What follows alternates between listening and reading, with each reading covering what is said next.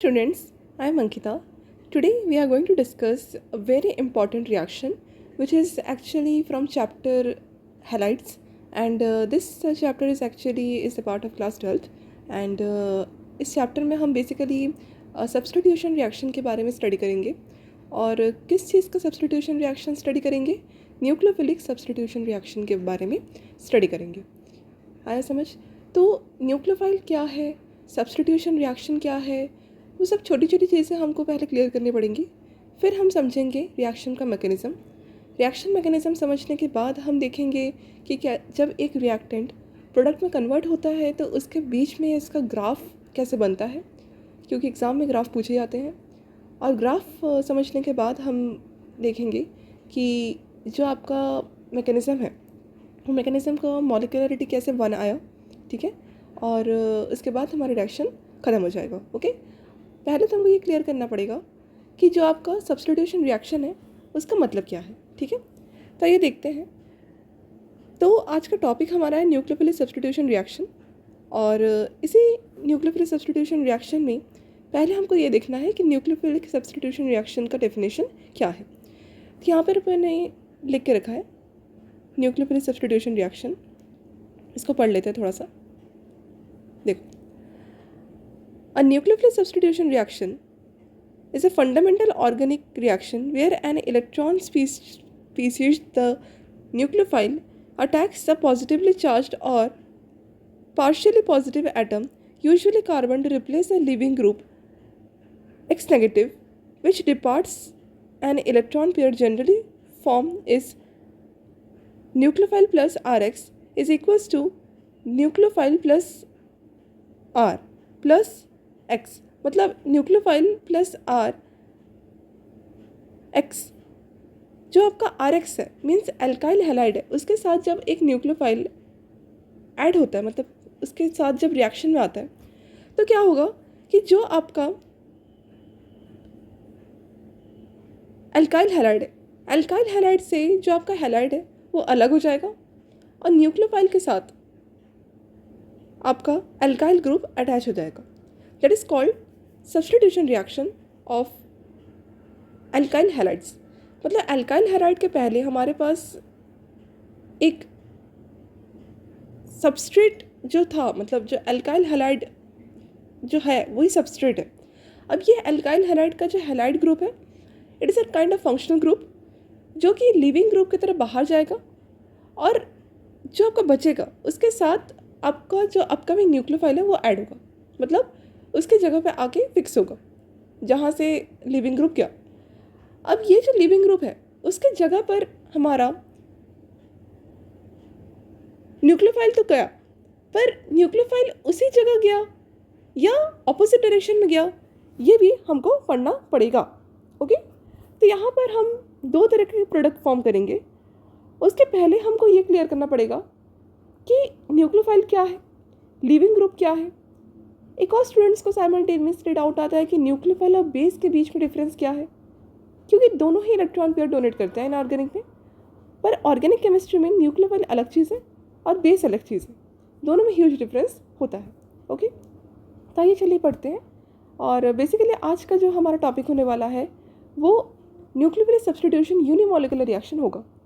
आप यहाँ देख सकते हैं कि nucleophilic substitution reaction mechanism is actually two types. दिख रहा है आपको? दिख रहा होगा। तो ये फर्स्ट आपका क्या है, nucleophilic substitution unimolecular reaction mechanism, which is also known as SN1 reaction mechanism, and nucleophilic substitution bimolecular reaction mechanism is actually the second type of nucleophilic substitution reaction which has bimolecularity. Okay, तो यहाँ पर दो types के nucleophilic substitution reaction possible होते हैं। Okay, तो आपको यहाँ तक क्लियर हो गया कि दो तरीके के न्यूक्लियोफिलिक सब्स्टिट्यूशन रिएक्शन होते हैं ऑर्गेनिक केमिस्ट्री में, और ये दो के जो प्रोडक्ट है वो भी आपको एक ही तरीके के मिलेगा, पर दोनों का मैकेनिज्म इज़ डिफरेंट। मतलब सबस्ट्रेट जब डिफरेंट होगा मैकेनिज्म भी डिफरेंट मिलेगा, साथ साथ रिएजेंट भी इसके साथ वैरी करता है। ओके, आई होप यहाँ तक आपको क्लियर हुआ होगा। अब चलिए देखते हैं इसके बाद हमें क्या क्या की पॉइंट्स पढ़ने होते हैं एक मैकेनिज्म को सॉल्व करने के लिए। ओके, तो जो आपका, इसको मैं क्लियर कर देती हूँ। देखो, सम की points for understanding the mechanism. क्या होता है मैकेनिज्म समझने के लिए कुछ की पॉइंट्स। फर्स्ट हमको क्या पढ़ना पड़ेगा, सबस्ट्रेट, ठीक है। तो first what we have to learn, substrate. What is substrate? You can see the molecule containing carbon attached to the leaving group is called substrate. मैंने अभी आपको बताया कि एक एल्काइल हैलाइड है, वही हमारा सबस्ट्रेट है, ठीक है। जब हैलाइड हटता है एज ए लीविंग ग्रुप तो न्यूक्लियोफाइल अप्रोच करता है towards the alkyl carbon and उसी कार्बन के पास न्यूक्लियोफाइल अलग अलग रास्ते से जाता है। हो सकता है वो एक मैकेनिज्म के थ्रू जाए और सेकंड मैकेनिज्म एक और आपका होता है ना बायोमोलिकुलर, उसका मैकेनिज्म में कहीं और से जाए। तो यहाँ पर दो रास्ते हैं हमारे पास एक रिएक्टेंट को प्रोडक्ट तक पहुँचाने के लिए, ठीक है। पर हम अभी इस लेक्चर में सिर्फ यूनिमोलिकुलर रिएक्शन करेंगे कवर, ओके। तो सबस्ट्रेट का मतलब आपको समझ में आ गया कि एक कार्बन रहता है, वो कार्बन आपका कायरल भी हो सकता है, अकायरल भी हो सकता है। ऐसी मतलब हमको नहीं बोलना चाहिए कि वो सिर्फ कायरल ही होता है, पर हाँ अगर हम SN1 रिएक्शन की बात कर रहे हैं तो अगर कायरल सेंटर वाला कार्बन हम ले रहे हैं तो कायरल सेंटर वाला कार्बन में पॉसिबिलिटी पूरी है कि आपका रेसिमिक मिक्सचर बनता है, ओके। अगर कायरल सेंटर नहीं है तो रेसिमिक मिक्सचर बनने का कोई चांस नहीं होता, ओके। तो इस वाले लेक्चर पे मैं आपको रेसिमिक मिक्सचर के बारे में भी बताऊंगी। तो आपको रेसिमिक मिक्सचर का नॉलेज होने के लिए कायरल सेंटर वाला अल्काइल हैलाइड मैंने लिया, ओके। तो ये सबस्ट्रेट आई होप आपको क्लियर हुआ होगा। अब नेक्स्ट हमको क्या समझना है, व्हाट इज़ न्यूक्लियोफाइल, ओके। तो यहाँ पर मैंने न्यूक्लियोफाइल का भी छोटा सा डेफिनेशन लिख के रखा है। देखो न्यूक्लियोफाइल क्या होता है, an electron pair donor like hydroxide ion, cyanide ion, ammonia. इन सब एग्जाम्पल्स में आप देख सकते हो कि जो आपका लोन पेयर कैरी ग्रुप है उसकी वजह से नेगेटिव चार्ज आ रहा है, या फिर हम बोल सकते हैं कि ऐसा ग्रुप जिसका जो लोन पेयर वाला हम बोल सकते हैं सेंट्रल एटम है वो डोनेट कर सकता है अपना लोन पेयर। तो इसका मतलब क्या है कि एक न्यूक्लियोफाइल को एक इलेक्ट्रोफाइल की ज़रूरत होती है जिसके पास वो अपना इलेक्ट्रॉन पेयर डोनेट करता है, ओके। यहाँ तक क्लियर हो गया। अब हमें क्या पढ़ना है, व्हाट इज लिविंग ग्रुप, ठीक है। अब हम पढ़ते हैं लिविंग ग्रुप क्या है। A leaving group is a stable ion और molecule that departs, example halide like bromide, chloride. This is usually the inverse to the basicity of the leaving group and the best living group are the weakest base among the halide. Iodide is the best living group and the fluoride is the poor. देखो इसको मिटा देती हूँ मैं। एक living group क्या है, leaving group मैंने आपको पहले बताया था कि जब भी एक सबस्ट्रेट के साथ हमारा फंक्शनल ग्रुप लाइक हैलाइड जुड़ा हुआ रहता है तो उसको आने वाला न्यूक्लियोफाइल क्या करेगा, सब्स्टिट्यूट करेगा, है ना।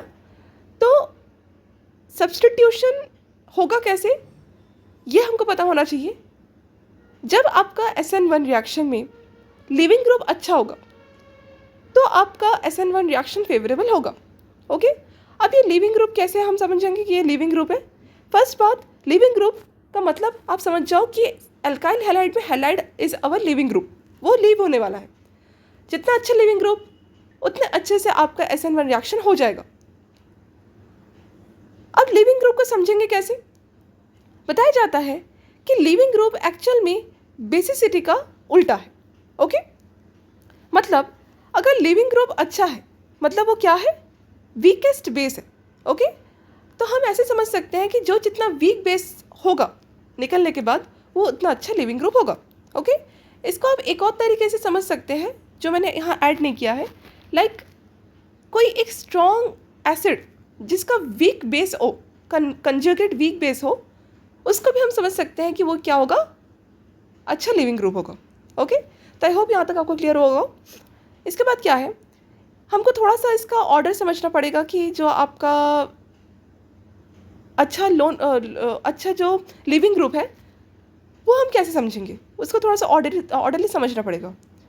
अगर हम top to bottom of group 17 elements which is our halide group वाले एलिमेंट्स की बात करें तो वहाँ पर हम क्या देखते हैं, सबसे अच्छा जो आपका लिविंग ग्रुप है वो है iodide ion. Okay, iodide ion is the best leaving group in our alkyl halides part. और वहीं जो आपका फ्लोराइड आयन है, ठीक है, वो सबसे पुअरेस्ट लिविंग ग्रुप होता है। मतलब SN1 रिएक्शन को फेवर करने के लिए हम फ्लोराइड आयन को अच्छा लिविंग ग्रुप कंसिडर नहीं करते हैं।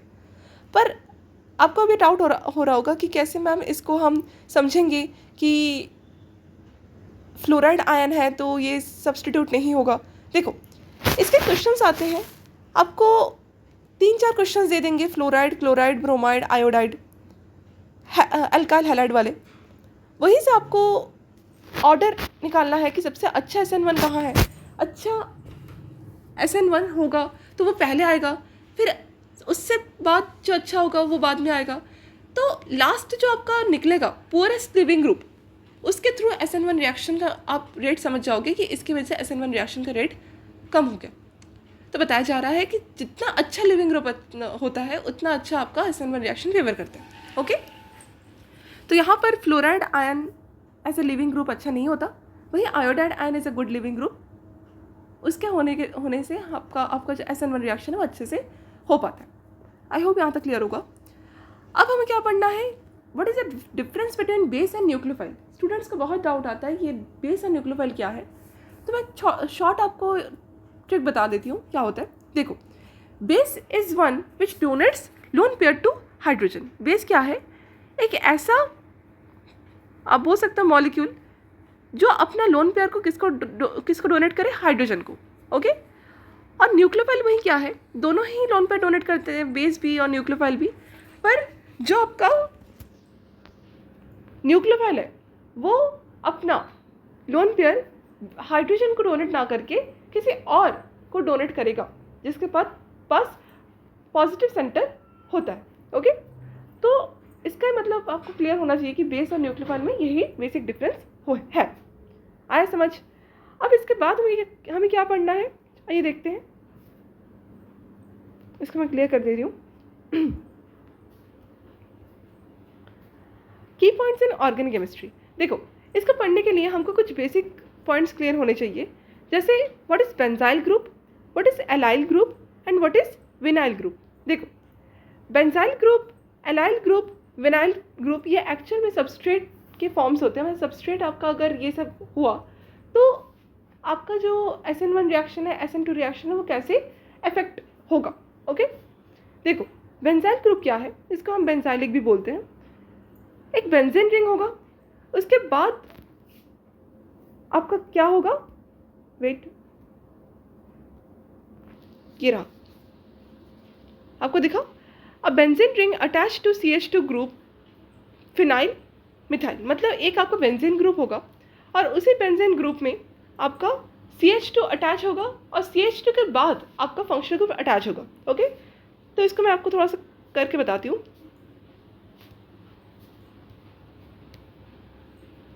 देखो, ये आपका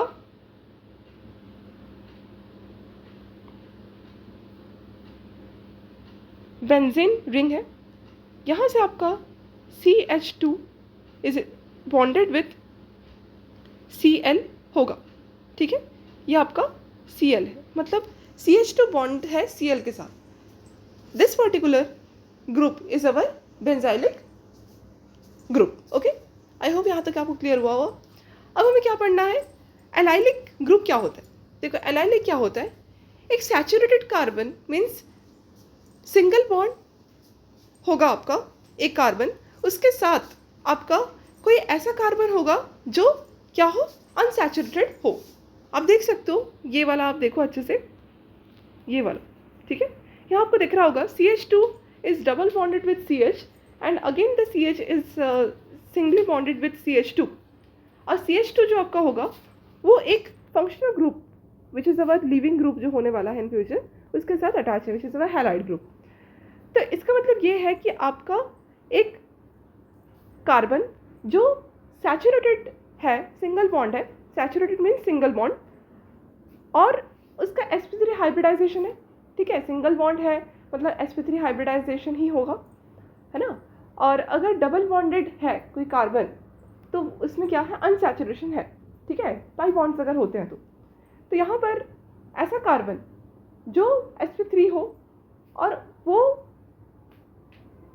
उसका जो नेक्स्ट एडजेसेंट कार्बन है वो अगर आप बोल सकते हैं sp2 हो या अनसैचुरेटेड हो, तो फिर हम बोल सकते हैं कि उसके साथ जब कोई फंक्शनल ग्रुप ऐड होगा, मतलब विच इज़ अवर हैलाइड ग्रुप, तो उसको हम क्या बोलेंगे, एलाइलिक फंक्शनल ग्रुप।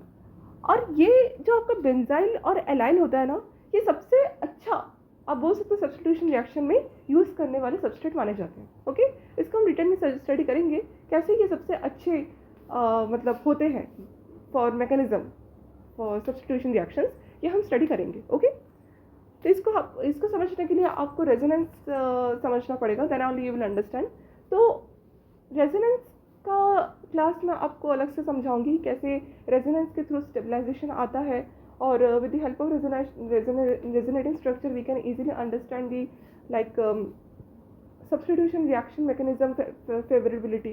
तो ये सब हमको समझने के लिए थोड़ा सा ऑर्गेनिक केमिस्ट्री की डीप नॉलेज होना चाहिए, तभी हमको छोटी छोटी जो पॉइंट्स हैं, डाउट है, वो नहीं आएंगे, है ना।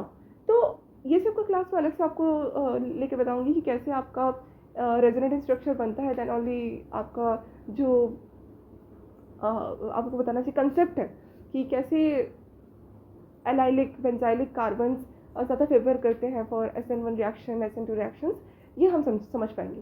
तो ये सब इतना सारा डिटेल में एक ही वीडियो में नहीं समझा पाऊंगी, इसको मैं अलग अलग करके छोटे छोटे वीडियो में समझा दूंगी। आज की क्लास में बस मैं आपको नोट्स दे रही हूँ कि कैसे एक SN1 रिएक्शन को आप लिख सकते हो। ओके, तो ये नोट्स बस आपको SN1 रिएक्शन के लिए है, बाकी छोटे छोटे जो आपको बताना चाहिए क्यों ऐसा होता है, इसके क्वेश्चंस वाले वीडियो अलग से बनते हैं, उसके वीडियो में आपको मैं क्लियर कर दूंगी। ओके, तो इसको मैं डिलीट कर रही हूँ। हाँ, अब नेक्स्ट हमको क्या पढ़ना है, विनाइल ग्रुप। विनाइल ग्रुप क्या होता है, it is a functional group directly attached to a C double bond C group. Okay, ये एक ऐसा फंक्शनल ग्रुप है जिसका मुझे बताना चाहिए कि वेट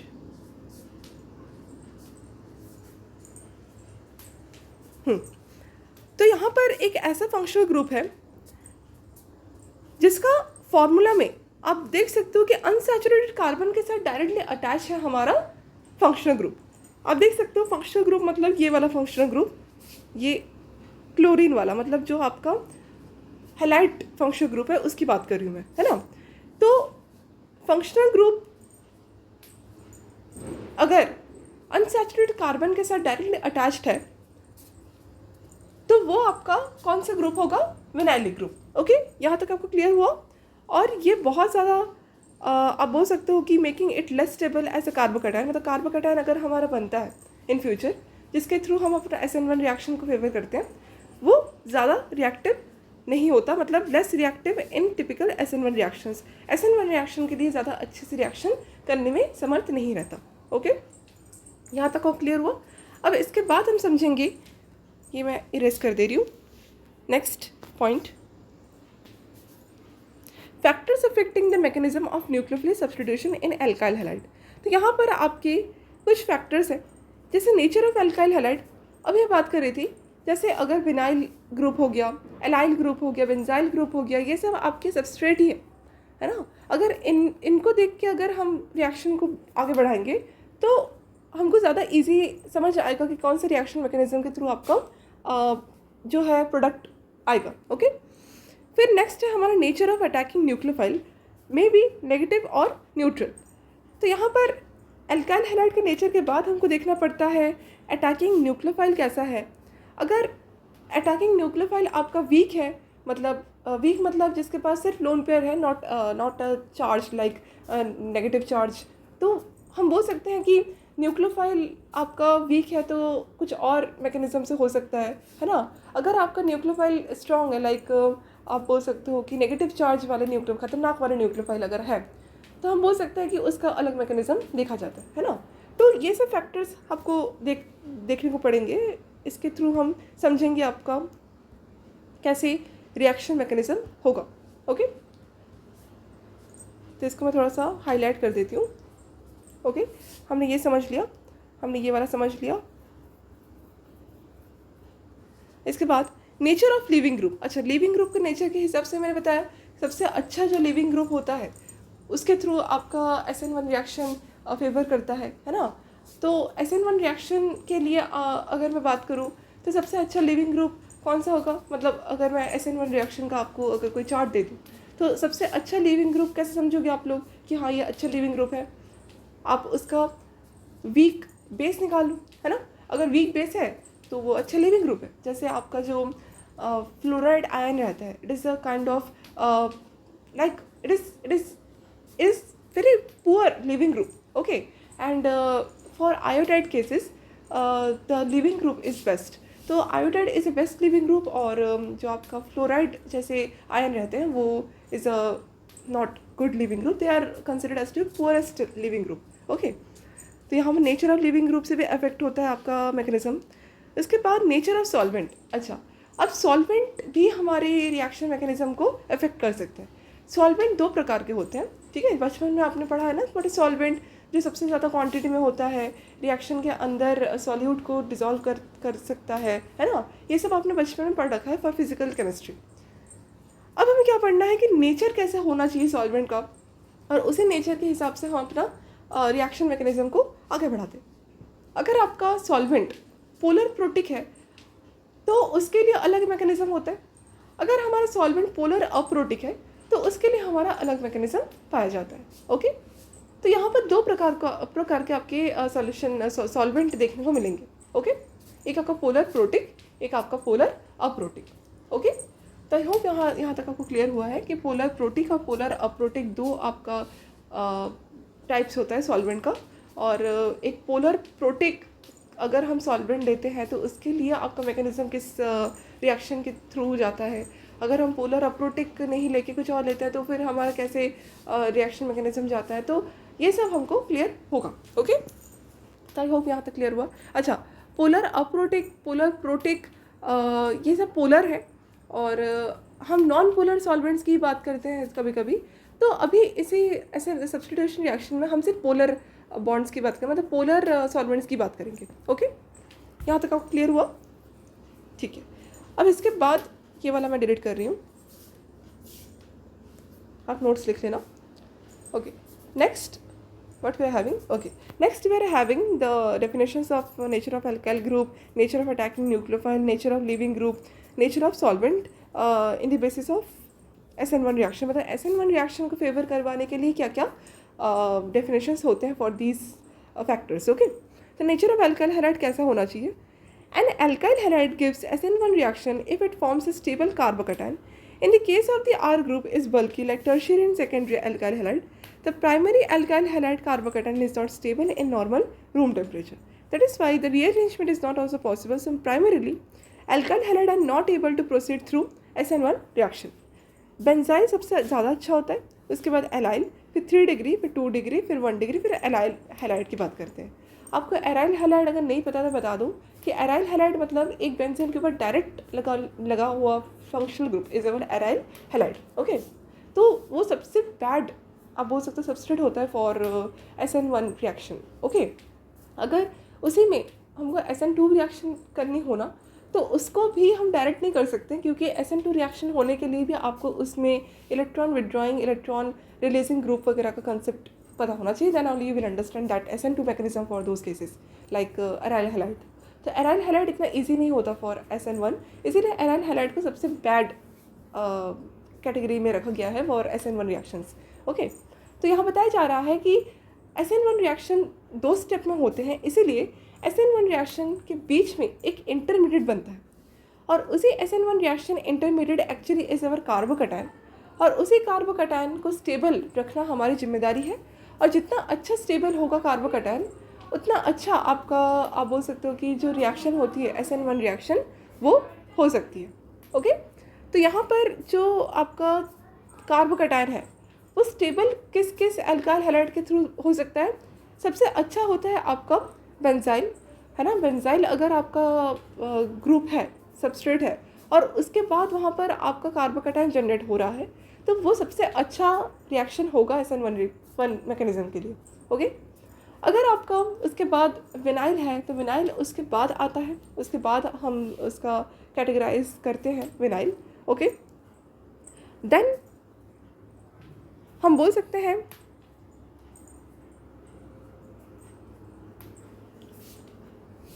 बेंजाइल और विनाइल, मतलब vinyl is not a very good, vinyl सबसे लास्ट में भी नहीं होता, वो एराइल हैलाइड के पहले आता है।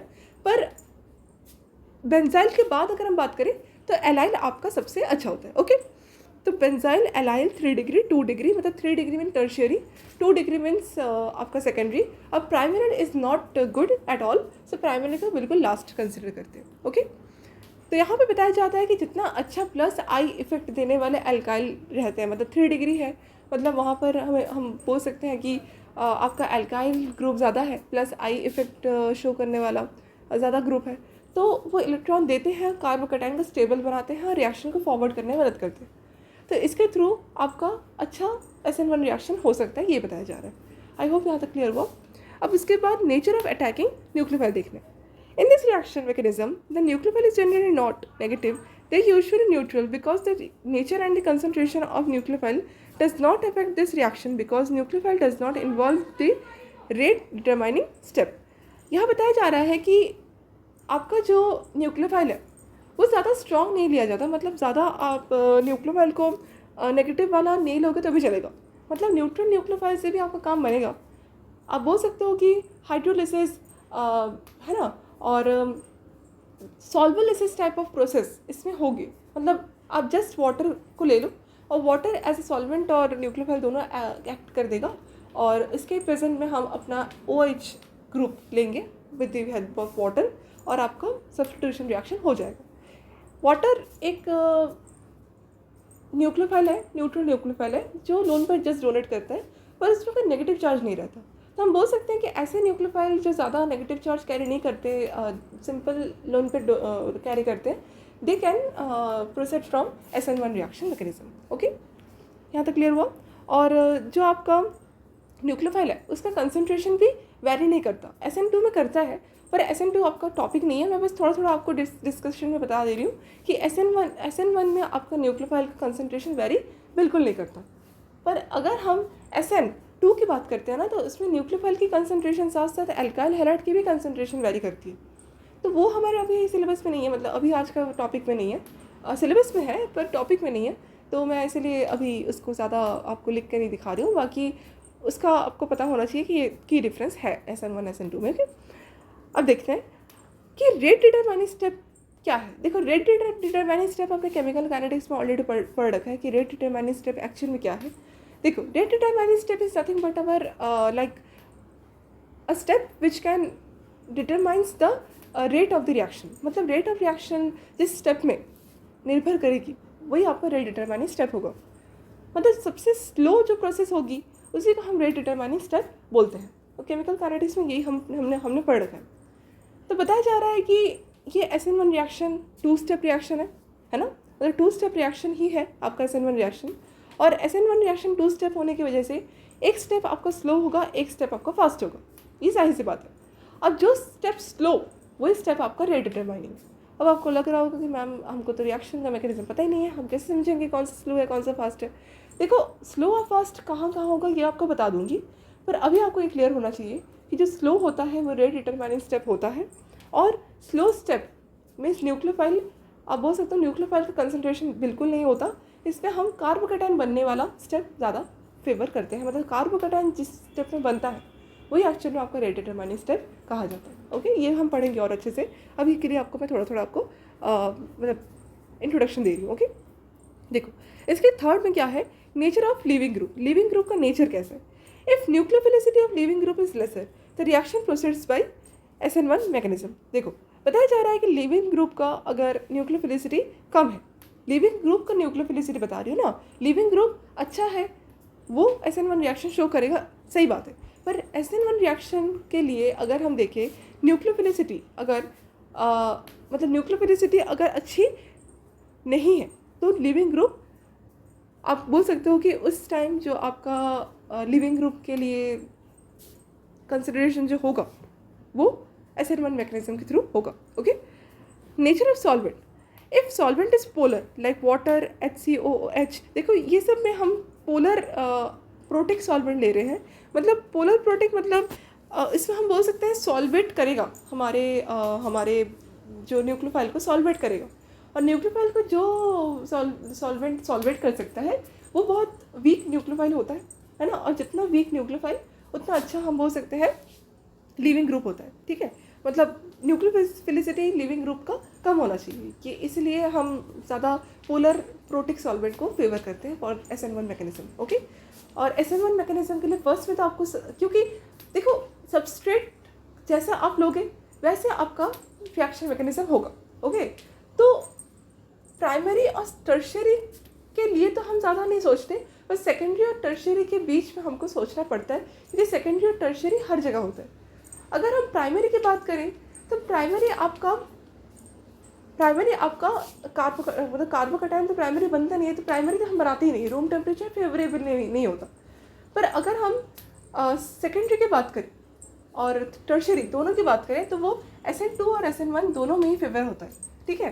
तो छोटी छोटी चीज़ें आपको थोड़ा सा दिमाग में रखना है कि कैसे कैसे हमको समझना पड़ेगा, क्योंकि कभी कभी एक ही जैसे केसेस आएंगे पर कुछ फैक्टर्स के वजह से वो चेंज हो जाएगा आपका मैकेनिज्म. तो वो आपको थोड़ा सा ध्यान रखना है. ठीक है. तो यहाँ तक आपको क्लियर हुआ होगा कि पोलर प्रोटिक क्या होता है. पोलर प्रोटिक मतलब आपका जो ऑक्सीजन है, फ्लोरीन है, नाइट्रोजन है, उसके पास जो हाइड्रोजन होगा वो क्या बनाएगा, पोलर बॉन्ड बनाएगा. That is why they are considered as polar protic solvent. Okay. यहाँ तक क्लियर हुआ. अब उसके बाद हमें क्या पढ़ना है, देखो अब हमें पढ़ना है मैकेनिज्म होता कैसे. देखो मैंने पहले ही बताया कि ये 2 स्टेप रिएक्शन है, मैकेनिज्म है. तो फर्स्ट स्टेप में क्या होता है, the first step involves slow hydrolytic cleavage of CX bond leading to the formation of carbocation.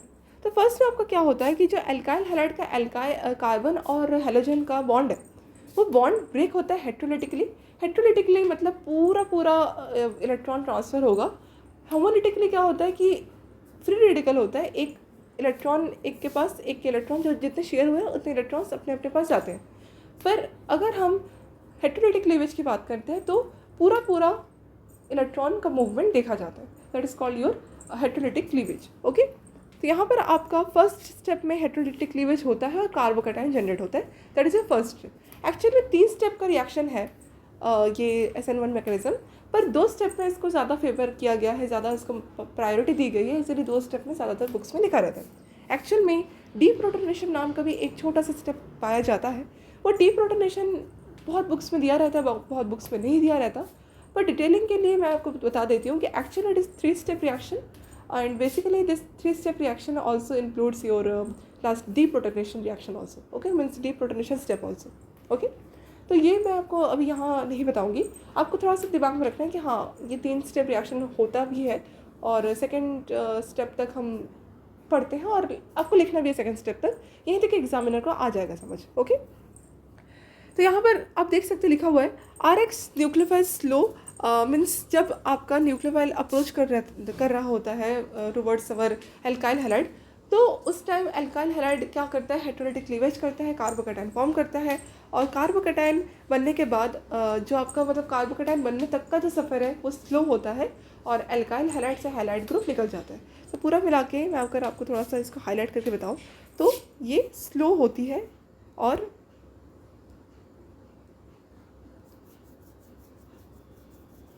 Carbocation बनता है और एल्काइल हैलाइड से हैलाइड ग्रुप निकल जाता है. ओके. तो यहाँ पर हमारे पास कार्बोकैटायन बन गया. अब इसके बाद सेकंड स्टेप में क्या होता है, सेकंड स्टेप में कुछ नहीं, एक जगह आपको अटैक करना है. तो आप थोड़ा दिमाग में सिनेरियो रख सकते हो ऐसे कि किसी जगह पर अटैक जब होता है तो बहुत ज़ोर से अटैक करते हैं ना लोग एक दूसरे के ऊपर. तो वैसे अटैक जब होता है लाइक न्यूक्लियोफाइल अब अटैक कर रहा है बिल्कुल अपने निशाने की तरफ, जैसे कार्बोकैटायन. तो कार्बोकैटायन की तरफ जैसे ही जाएगा वैसे ही बिल्कुल ज़ोर से जाएगा, फास्ट जाएगा. और इसी वजह से हम उसको रेट को मतलब आप स्पीड को उस टाइम कैसे मेजर करोगे, इतना स्पीड से वो जाएगा. इसीलिए इसका हम रेट डिटरमाइनिंग स्टेप का दर्जा नहीं देते हैं, और हम बोलते हैं कि जब कार्बोकैटायन के ऊपर अटैक होता है न्यूक्लियोफाइल का, that is fast reaction, fast mechanism, fast step, that's why it is not our rate determining step. Okay, तो यहाँ पर हमारे पास डायरेक्ट प्रोडक्ट आ जाता है which is our R carbocation, और कार्बोकैटायन के बाद जो आपका OH negative which is came from water, like हाँ वाटर से आ सकता है, इथेनॉल से आ सकता है, सभी तो आपका ऑक्सीजन के साथ हाइड्रोजन बॉन्डेड है, मतलब हाइड्रोजन की बॉन्डिंग है ना। तो ऐसे पोलर प्रोटिक सॉल्वेंट्स के ही आपका जो है hydrolysis type of processes carry on हुए हैं। ओके, तो यहाँ पर आपका फास्ट रिएक्शन होता है और आपका अल्कोहल जैसे ग्रुप बन जाता है। Okay, and it is a rapid reaction. मैंने आपको पहले बताया कि कैसे आपका फर्स्ट स्टेप स्लो होता है और सेकंड स्टेप फास्ट होता है। ओके, तो यहाँ तक आपको क्लियर हुआ होगा। और ये भी थोड़ा सा पढ़ लो। Carbonium ion is first step which possesses a positively charge carbon atom with 6 set of electrons. It attacks rapidly on nucleophile to complete its octet. तो जैसे ही जो आपका कार्बोकैटायन है जिसके पास सिर्फ 6 इलेक्ट्रॉन्स होते हैं, और वो 6 इलेक्ट्रॉन्स से 8 इलेक्ट्रॉन्स बनने के लिए, ऑक्टेट मतलब 8 इलेक्ट्रॉन्स होना चाहिए ना आउटर मोस्ट शेल में, to complete its like to not be so much reactive, वो स्टेबल होने के लिए फटाफट से क्या करता है, रिएक्शन कर लेता है और बन जाता है 8 आउटर मोस्ट इलेक्ट्रॉन्स की तरफ। तो 6 इलेक्ट्रॉन से 8 बनने का सफ़र बहुत फास्ट होता है, क्योंकि बहुत रिएक्शन फास्ट हो जाती है, रिएक्टिव बहुत ज़्यादा होती है रिएक्टिविटी। इसीलिए हम बोल सकते हैं कि इसीलिए जो कार्बोकैटायन से जो अल्कोहल बना पूरा प्रोसेस हुआ बहुत फास्ट हुआ। Okay, rate of reaction is determined by slow step. मैंने पहले बताया कि स्लो स्टेप से आपका रेट ऑफ रिएक्शन डिटरमाइन होता है। और यहाँ पर हम एक और चीज़ देखेंगे कि जो आपका फर्स्ट स्टेप है, it would be rate determine step. In this step only 1 mole alkyl halide involves in covalency change.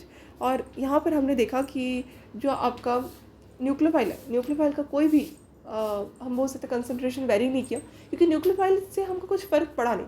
सिर्फ न्यूक्लियोफाइल एक हमने ले लिया था न्यूट्रल चार्ज वाला कोई भी, और उसको पोलर प्रोटिक सॉल्वेंट्स के नाम से भी लिया था, और कभी कभी उसको पोलर प्रोटिक में हमने डिजोल्व करके लिया था। तो पूरा मिला के हमने ज़्यादा न्यूक्लियोफाइल के कंसनट्रेशन को वेरी किया नहीं, इसीलिए न्यूक्लियोफाइल को हम अलग कर दिए हैं। मतलब न्यूक्लियोफाइल अगर इसमें इन्वॉल्व भी हो रहा है ना, तो न्यूक्लियोफाइल का कंसनट्रेशन रेट को बिल्कुल आप बोल सकते हो कि डिटरमाइन करने में असमर्थ रहा। इसीलिए